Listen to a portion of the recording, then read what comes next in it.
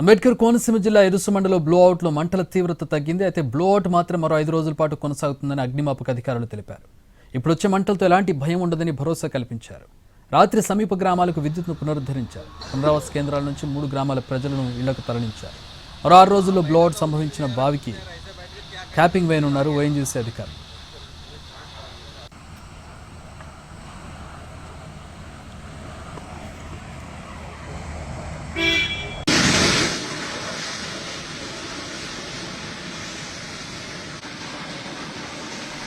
కోనసీమ వ్యాప్తంగా ఆన్షోర్ ఆఫ్షోర్లో చమురు నిక్షేపాల వెలికితీత దశాబ్దాలుగా కొనసాగుతుంది. పొలాలు గ్రామాలు ఇళ్ల మధ్య నుంచి చమురు పైప్ లైన్లు ఉండడంతో ఎప్పుడు ఏ విస్ఫోటం సంభవిస్తుందో తెలియక ప్రజలు బిక్కుబిక్కుమంటున్నారు.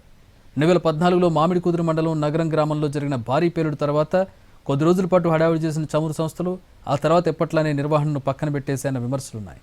ఇప్పుడు ఇరుసు మండలంలో చోటు చేసుకున్న బ్లోఅవుట్ జనావాసాలకు సమీపంలో సంభవిస్తే పరిస్థితి ఏమిటన్న ఆందోళన ఆ ప్రాంత వాసుల్లో నెలకొంది.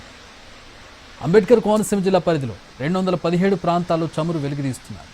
బ్లోఅవుట్ వంటి అంశాలు చాలా చిన్నవని, నిక్షేపాల వెలికితీతతో భూమి పొరల్లో భారీ విధ్వంసం జరుగుతోందని నిపుణులు హెచ్చరిస్తున్నారు. రిగ్ పేరిట కిలోమీటర్ల మేర తవ్వి తిరిగి పూడ్చకుండా వదిలేయడం అత్యంత ప్రమాదకరమన్నారు.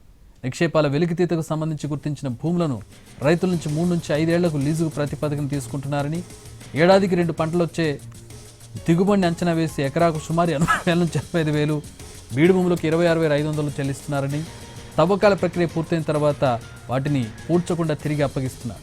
కోనసీమలోని అన్ని గ్రామాలను కలుపుతూ గ్యాస్ పైప్లను విస్తరించున్నాయి. ఓఎన్జీసీ, గేల్ సంస్థలు ఈ కార్యకలాపాలు నిర్వహిస్తున్నాయి. పెద్ద ఎత్తున గ్యాస్ నిక్షేపాలు వెలుగు తీస్తున్న సమయంలో పలుమార్లు గ్యాస్ లీకేజీలు, బ్లోఅవుట్లు సంభవిస్తున్నాయి.